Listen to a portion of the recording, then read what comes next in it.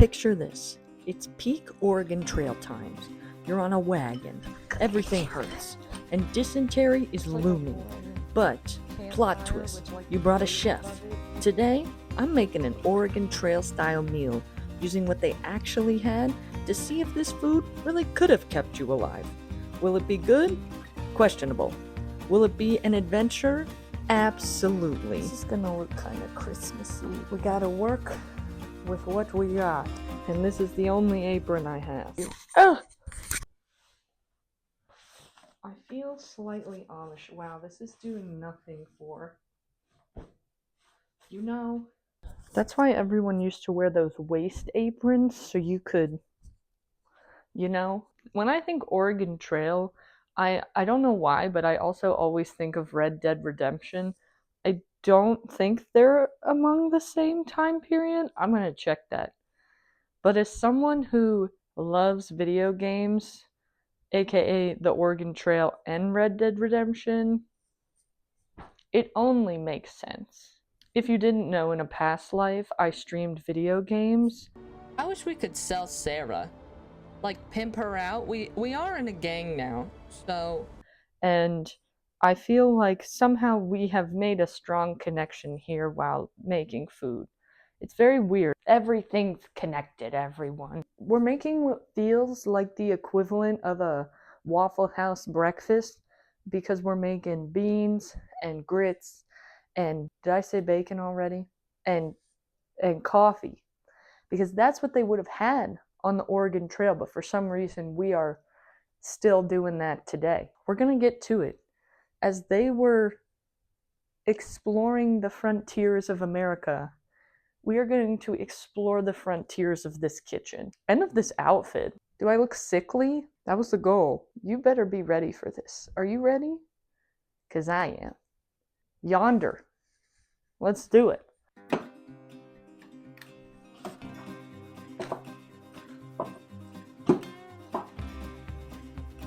This is everything that we're going to be using. Would have looked a little different packaging wise back in the day. We also have to use decaf coffee because if you didn't know, I am like incredibly caffeine sensitive. It's 2:36 right now, so I could do a regular coffee, but also the only ground coffee I have whole bean coffee. I keep it in this bougie coffee container, which they totally would have had back then. But every time I need to make coffee, I like it fresh ground, and I do have an on-counter coffee grinder. We could do that because this coffee is delicious. It's vacuum sealed. You ready? You ready for this? Ooh. Can you see that? It's very dark in there. I feel like we kind of have to do this. But I keep this on hand for if I'm hosting, because at nighttime you should want to offer your guests cups of coffee. Like if you host a meal, you need to do a post-meal cup of coffee and decaf in case the people don't want to stay up all night like me. No, I kind of want to do this. I don't know if back then, I'll look it up. Would they have pre-ground their coffee, or would they have like a... We just like crush it with a hammer? I'm not gonna do that, by the way. I know they had some technology. Also, I measure it in this salsa container that I did acquire from a leftover box at a Mexican restaurant once. That's all I'm gonna say about that, but it's easy for me to weigh it. It gets real specific, I know. And then I wanted to talk to you about these two types of grits that I have. They are kind of the same thing, but not, right? So back on the Oregon Trail, they would have ate grits a lot because they were made from corn. Corn was readily available, and it was also incredibly shelf stable. Anything corn based kind of is. So this is way more similar to what they would have eaten, corn grits. So we're gonna go with this, even though it's probably not gonna thicken up well, because we're learning here. We gotta see how this goes. And then of course, we got the good old baked beans. Would they have had cans? They wouldn't have had cans. Beans would have been dried and then soaked overnight so that way they could eat them. Mine are canned because I believe in modern convenience and personal peace. And then we got our bacon, okay? I only buy thick cut bacon. Why? Because that's how you should be living your life. This is way better than a lot of other types of bacon, and this is Costco bacon, which I'm pretty sure they would have traded a whole wagon wheel for this on the Oregon Trail, let me tell you. And I'm gonna show you how we're gonna get all this cooked up. Let's see how we can do some indoor fire time. You ready for this?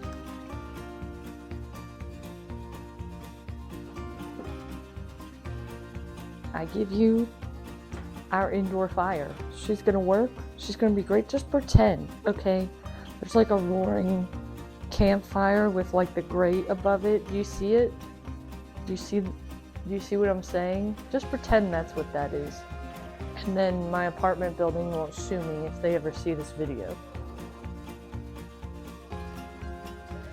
To stay true to methodology, I didn't do anything to these baked beans because this was just baked beans out of the can. That was all.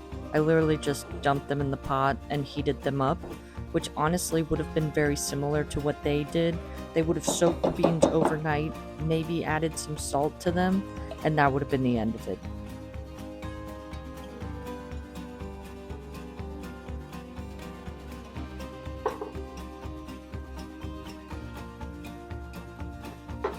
Most modern day bacon comes from the lower belly fat area of a pig.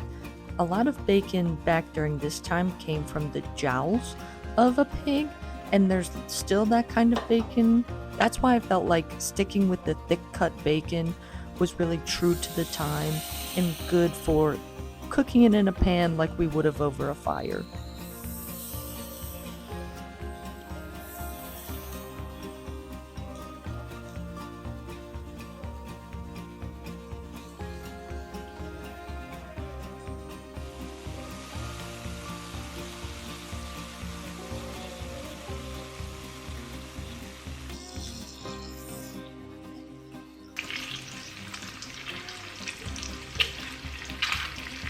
It was also at this very moment I realized that cooking with tongs probably wasn't super period accurate, and I grabbed a fork instead. That felt more true to the times. Okay, one thing we're gonna do is actually make normal people-ish coffee. I am gonna measure my coffee grounds just because I don't want this.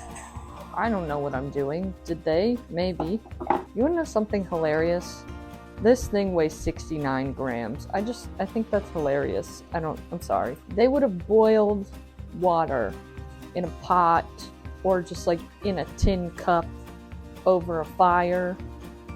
I am heating mine up in my electric fellow tea kettle. It's like the same thing.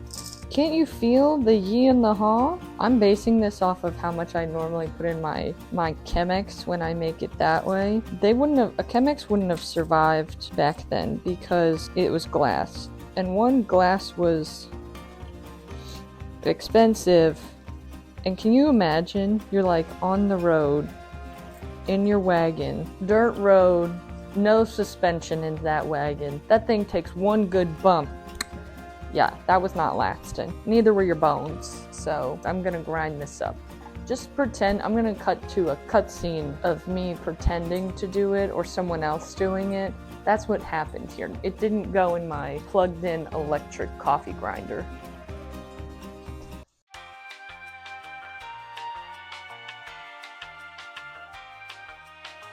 I have these two old-timey looking mugs.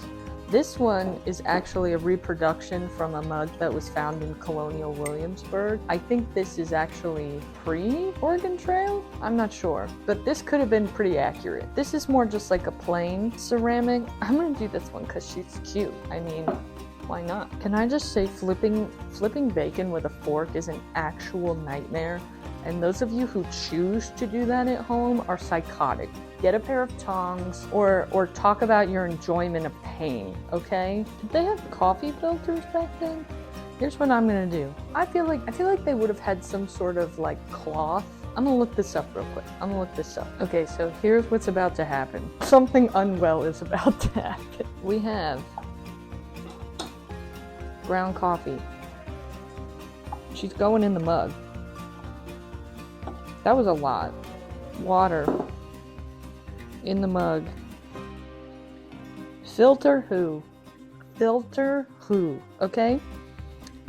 What I read online and indeed fact checked is that coffee filters were not invented until the very, very early paper coffee filters, like what we know, were invented in the early 1900s, around 1908. And so this is what we're working with. This is literally what these people went through. And I see why they didn't survive. Another really interesting thing is that they would have made coffee a lot. Mainly because, not only because why not have some type of joy in your life, but because the water was not clean. You're drinking filthy, nasty poo-poo water. Someone taking a turd in that lake that you pulled this coffee water out of, and so you needed to taste okay. So you would put coffee grounds in it just to like make it taste like something else. But I am not a black coffee person. Apparently everyone back then was, because milk spoiled like incredibly easily. So unless like some cow happened to wander by real quick and you can get a little 1-2, you're not getting any. Unpasteurized who? Don't drink raw milk, please. Or you had, sugar was expensive. It was like a high value traded commodity. So I don't really know how you would have sweetened this. We're gonna let this sit for a couple minutes and hopefully all the grounds. So here's my thought process with this coffee is that if I let it sit, the grounds will get weighed down and they will sink to the bottom. So hopefully then we can just drink from the top and hope for the best, because we're doing it like they did it, okay? Do it. We're gonna be rocking to it. Something that I have been thinking about throughout this entire process is that everything is warm, right? Which in the cold, old maiden type winter, that would have been great. You want hot food, but what about in the summertime, right? Like it's scorching. You're in the West, okay?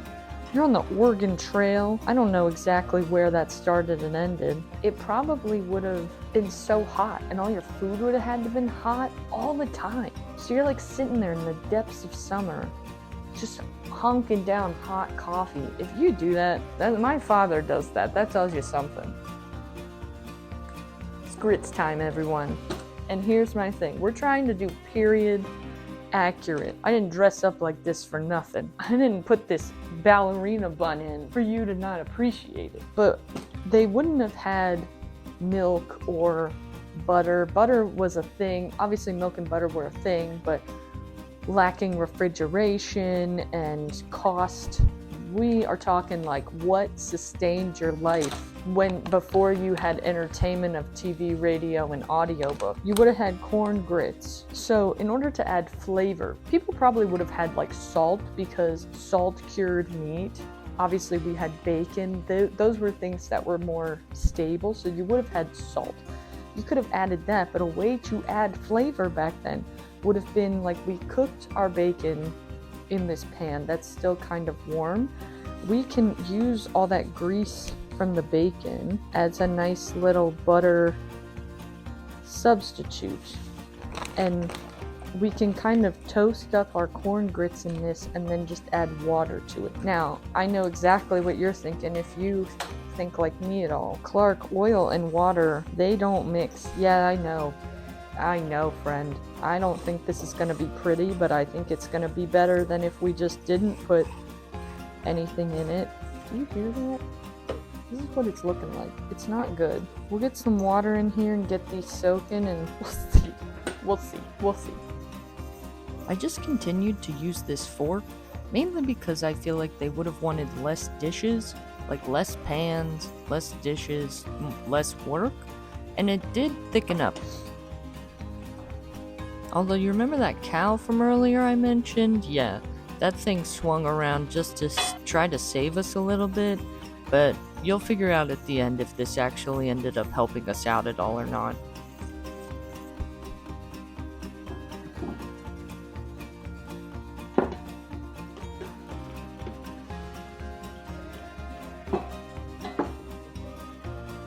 And this is her, everyone. Our beige and burnt, I don't even know what to call this. It is a little bit horrifying and spooky, but also it could be vaguely delicious because I have had beige slop that tastes amazing. It looks terrible. Hello, traveler. You look like you just got off a wagon. Although you look like you slept too well. Can you imagine? You're on the wagon and they're like, and then you get off and you have to eat this slop. That coffee makes me so nervous. Honestly, that's the thing I'm worried about the most. And everything looks pretty terrible. So the way I'm going to do this, I'd be lying to y'all if I didn't say that I'm nervous to eat this. And we had that stray cow who wandered in and even gave us a little milk. This coffee is still so black. Can you see this? It is strong. I'm not going to stir it because that'll make the grounds come back up, which is another thing. There's milk in that. That's how dark it is. So the concept probably would have been everyone either had like a plate or a bowl, but to add more flavor, I'm putting everything in a bowl because I feel like mixed together is the only way this is going to be saved. I do also think they probably would have done their grits a little, like mine are pretty soupy, but you can see they're a little bit more scoopable. I did that one for my own sanity. Wow, this is bland. Tastes like how my grandma cooked, you know? I'm not telling you which one though. Okay, we're gonna do beans. I honestly, because these beans are baked beans, they have seasoning, so I feel like they're really gonna save us. So we're going bean heavy. And then probably, I left the grease on because I feel like paper towels, you know, they're not wiping it off. They need the sustenance. Were people fat during this time? Was that a thing? Probably only like rich people, right? Do you see this? This is our Oregon Trail bowl. That's her. I feel like the real life Oregon Trail influencer. This looks like slop. We can't put it off any longer. Godspeed, everyone. It smells weird. You ready?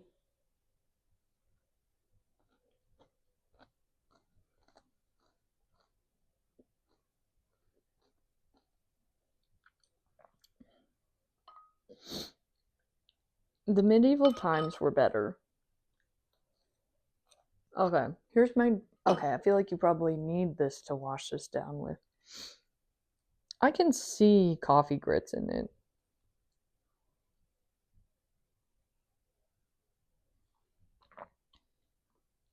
Okay, honestly, this is way tolerable. This is fine. This I feel like would keep me alive, would make my spirit not absolutely crushed while I ate this. This will wake you the hell up.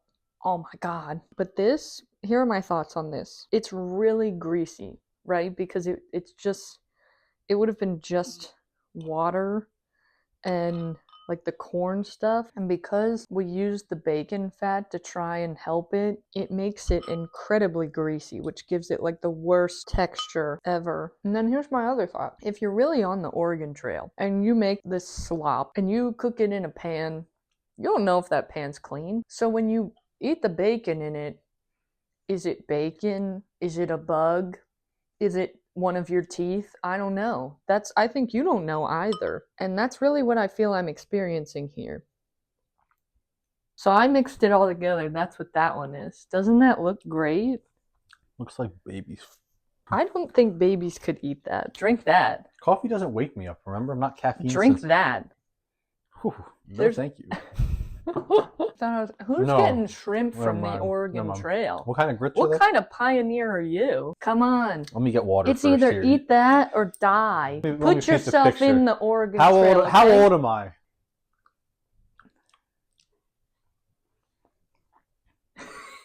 I'm going to pass on those. I'm a good ye old chef. You would be the hit of the... I was going to say, you're putting me on... Like, in modern day, I feel like I'm getting removed from the wagon for this meal. Yeah, but... Back then... Oh, you're probably I'm I'm a coveted asset. Oh, yeah. Yeah, I'm keeping y'all alive on this. I like the beans. I could eat this. The Oregon Trail really would have loved a hot dog. Do I think I would live off of it? Yeah, I'm not a quitter. I would have made it out there out west, settled the lands, became a railroad tycoon because roller coaster tycoons were not yet a thing, and probably would have had a heart attack from this coffee. Well, yeah, that was something. If this video made you curious, confused, or maybe even a little hungry, be sure to like and subscribe to see if we ever even attempt to do this again. It helps way more than you think, and I would love to see you back here at the table again with me soon. And hopefully at a real table, not inside of... Can we just pretend I shot this whole thing inside of a covered wagon? That would be amazing. Thank you for joining me at the table again this week, and I will see you back here again soon. Bye! I gallop away on a horse.